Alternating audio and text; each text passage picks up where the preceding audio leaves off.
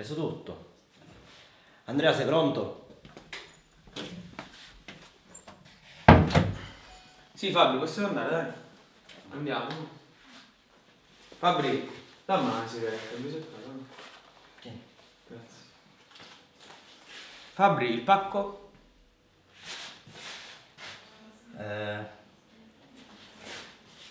Mettimelo dietro.